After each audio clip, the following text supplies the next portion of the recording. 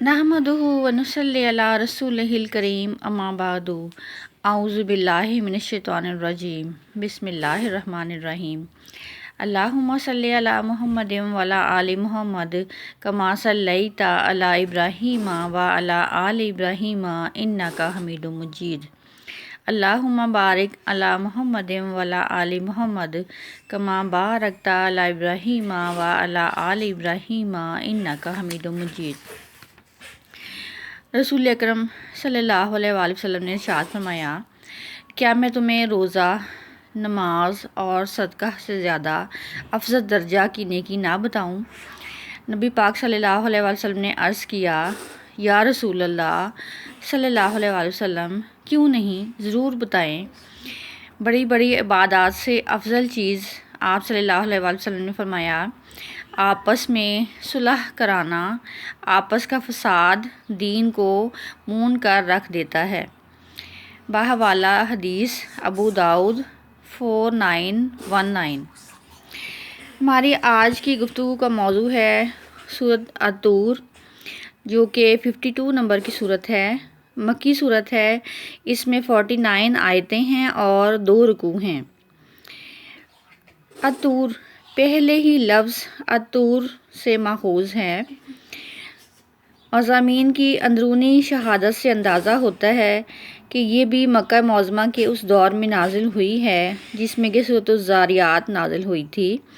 इसको पढ़ते हुए ये महसूस होता है कि इसके नुज़ूल के ज़माना में नबी पाक सल्लल्लाहु अलैहि वसल्लम के ख़िलाफ़ एतराज़ात और इल्ज़ामात की बौछार हो रही थी, मगर ये महसूस नहीं होता कि जुल्म व सितम की चक्की ज़ोर शोर से चलना शुरू हो गई थी।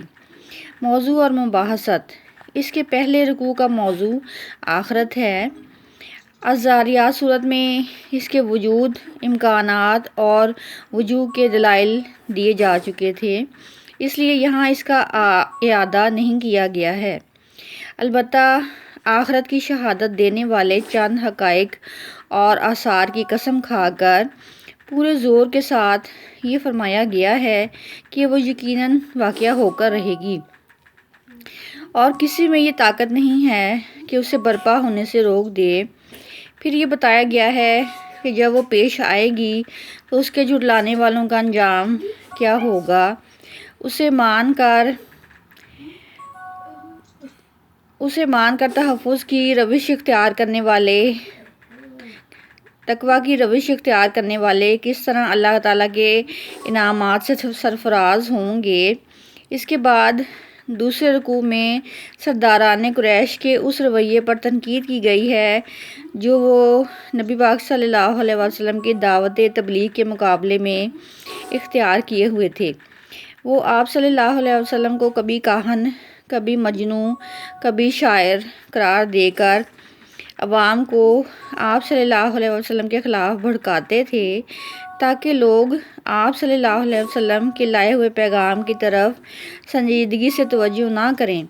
वो आप सल्लल्लाहु अलैहि वसल्लम की ज़ात गिरामी को अपने हक़ में एक बलाए नागहानी समझते थे और एलानिया कहते थे कि इन पर कोई आफत नाज़िल हो जाए और हमारा उनसे पीछा छूटे, नाउज़ुबिल्लाह। और वो आप सल्लल्लाहु अलैहि वसल्लम पर इल्ज़ाम लगाते थे कि ये कुरान आप सल्लल्लाहु अलैहि वसल्लम ख़ुद घर घर कर खुदा के नाम से पेश कर रहे हैं और ये माज़अल्लाह एक फ़रेब है जो आप सल्लल्लाहु अलैहि वसल्लम ने बना रखा है। वो बार बार तंज़ करते थे कि खुदा को नबूवत के लिए मिले भी तो क्या बस आप ही मिले। वो आप सल्लल्लाहु अलैहि वसल्लम की दावत और तबलीग से ऐसी बेजारी का इजहार करते थे जैसे आप सल्लल्लाहु अलैहि वसल्लम कुछ मांगने के लिए उनके पीछे पड़े हुए हैं और वो अपनी जान छुड़ाने के लिए आप सल्लल्लाहु अलैहि वसल्लम से मुंह छुपाते फिर रहे हैं। वो आपस में बैठ कर सोचते थे कि आप सल्लल्लाहु अलैहि वसल्लम के ख़िलाफ़ क्या चाल चली जाए जिससे कि आप सल्लल्लाहु अलैहि वसल्लम की इस दावत का ख़ात्मा हो जाए। और ये सब कुछ करते हुए उन्हें इस अमर का कोई एहसास ना था कि वो कैसे जाहिलाना अकायद में मुब्तला हैं। جن کی تاریکی سے نکالنے کے لیے محمد مصطفیٰ صلی اللہ علیہ وسلم اپنی بے غرض خدمات پیش کر رہے ہیں۔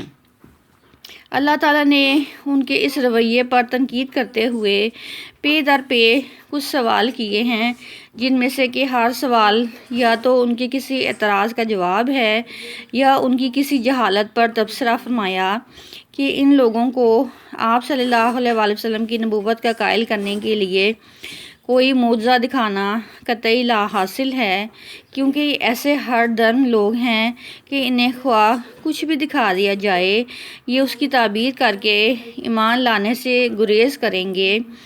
اور اس پیرائی کے آغاز میں بھی نبی پاک صلی اللہ علیہ وسلم کو یہ ہدایت فرمائی گئی ہے کہ ان مخالفین کے الزامات کی پرواہ کیے بغیر آپ صلی اللہ علیہ وسلم اپنی دعوت کا کام مسلسل جاری رکھیں، اور آخر میں بھی آپ صلی اللہ علیہ وسلم کو تاکید فرمائی گئی ہے کہ صبر کے ساتھ ان مزاحمتوں کا مقابلہ کیے جائیں یہاں تک کہ اللہ تعالیٰ کا فیصلہ آ جائے۔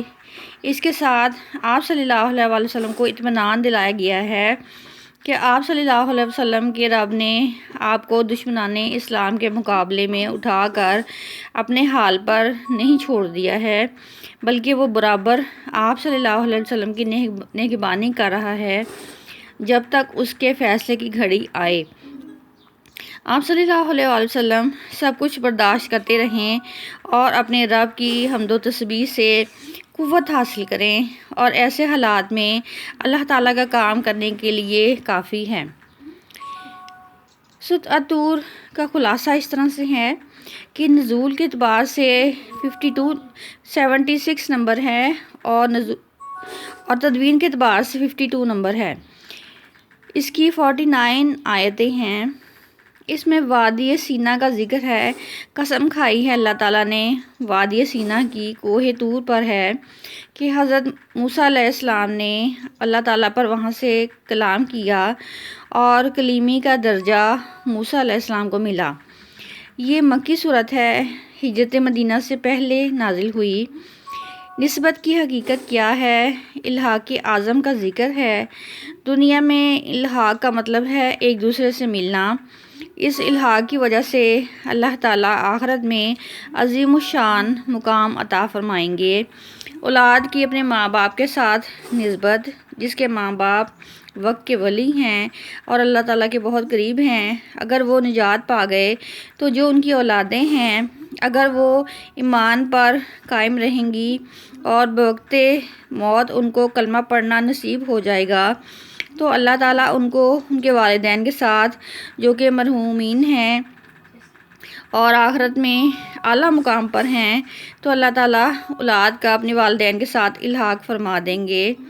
اگر اللہ تعالیٰ نے یہ گلہ کیا کہ مشرکین مکہ کا عقیدہ یہ تھا کہ وہ فرشتوں کو اللہ تعالیٰ کی بیٹیاں کہتے تھے اور یہ کہ مقدس چیز کو وہ اپنے ساتھ منسوب کر لیتے تھے اور بیٹیوں کو وہ اللہ تعالیٰ کے ساتھ منسوب کر دیتے تھے اور بیٹیوں کو وہ زندہ درگور کر دیتے تھے، اور اگر بیٹے پیدا ہوتے تھے تو وہ خوش ہوتے تھے کہ یہ ان کی نسل کو بڑھانے کا باعث بنیں گے۔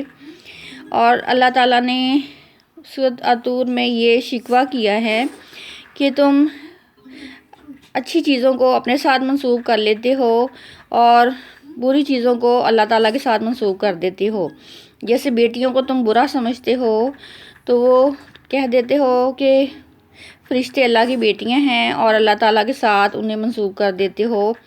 تم لوگوں نے اللہ تعالیٰ کے ساتھ ناانصافی کی ہے کہ بیٹیاں اللہ تعالیٰ کے ساتھ جوڑ دیں اور بیٹوں کو اپنے ساتھ منسوب کر لیا۔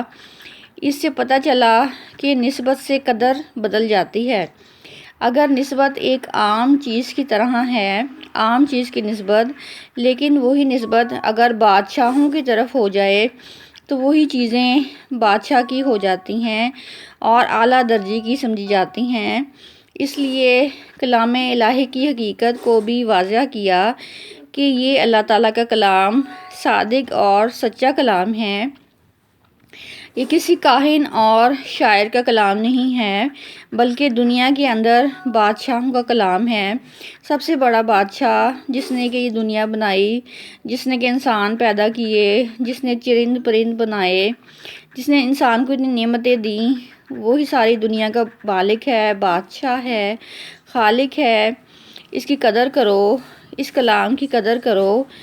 اس سورت کے آخر میں، سورت الطور کے آخر میں نبی پاک صلی اللہ علیہ وآلہ وسلم کو صبر کی تلقین کی گئی ہے کہ آپ صلی اللہ علیہ وآلہ وسلم صبر کے ساتھ اپنی دعوت تبلیغ جاری رکھیں اور ان حقائق کو کھولتے رہیں جو کہ قرآن پاک میں بیان فرمائے گئے ہیں، چاہے یہ لوگ مانیں یا نہ مانیں۔